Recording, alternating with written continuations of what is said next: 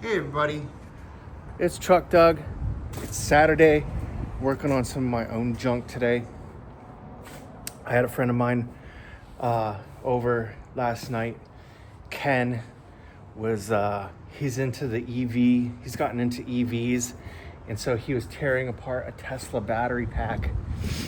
And he he gave me a new term called boy math, which is when you decide how much time it's going to take without really thinking it through and actually considering how time intensive taking apart a complete Tesla battery pack is going to be at 5 p.m.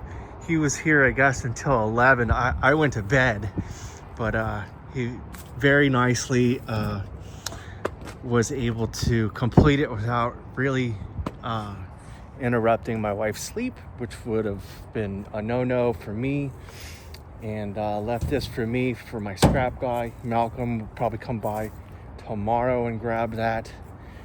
But today I'm working on taking the 5.3 out of the Fox. I just want to get something in here and running so I can race this year. So I'm going to take the turbo motor out, which is this 5.3. It's a motor plated car. This has got LC9 block, stock size, but it's got Summit rods and pistons on a stock crank, and kind of a cool setup. But I found a forged Summit crank that I wanted to put in here, and it's set up for turbo. It's got a turbo cam, turbo compression, you know, like 9.5 to 1. And this thing is just ready to rip. It's pretty high compression. If I wanted to put that Vortec blower that I have, it should be pretty straightforward process to put the blower on here. But I just want to run something NA this year just to get the car out and drive the dang thing. So pulled the transmission a little while ago to do some upgrades. I bought a reed case off of a friend for a really good price, so I want to put that in there. And I'm gonna jam this in, but it's a motor plate car, and I wanted to share with you a problem that I've seen a couple times, and I was guilty of it before. So this is the motor that's coming out, right? And it's got stock block pins. Now I've extended them as far out as they can safely go out away from the block and still hold into the block pretty good with some green Loctite.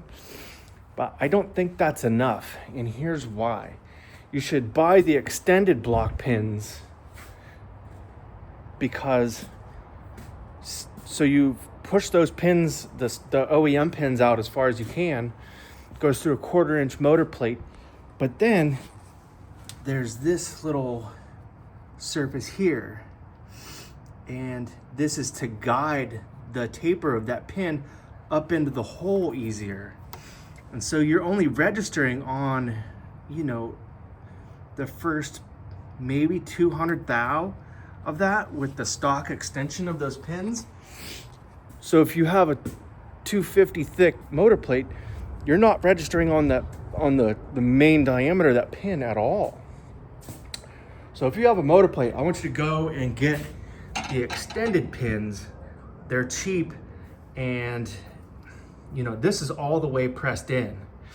And now I can go through a 1/4-inch motor plate and still fully engage the transmission bell housing and make sure that bell housing is centered up on the motor.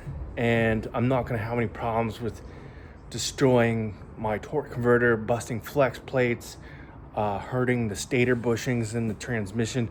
If you have a 4L80E, it's very sensitive to that block alignment. You know, on like, if you were to buy a new Silver State Motorsport T56 today, before you got the warranty, you would have to send visual proof that you had dialed in the block, dialed your bell housing into the block. And I'm starting to think that some of these issues where the torque converter starts dragging after, you know, 150,000 miles is because stuff like this, because the transmission isn't dialed center line with the engine, and it is pulling to one side and wearing out that front stator bushing. And like I've said in the past, the 4L80E has a weak point right there. That front stator bushing serves as a seal between the release side and the apply side of the torque converter circuit. We can band-aid it by putting more torque converter flow through there, but you know, the best way to do it is to have a good, nice, wide Sonax front stator bushing in good condition, and then have the whole thing centered up correctly.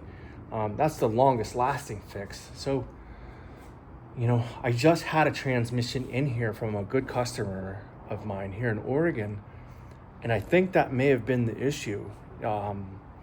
It used the FI New Power direct mount bell housing, and I'm worried that the way they have it mounted in the car, it wasn't drawing up fully against the engine, and, you know, just kind of, you know, the transmission was maybe pushed down like this, and the wear pattern on the front stator bushing was like, wow, really pushed it to one side. So all new bushings in that.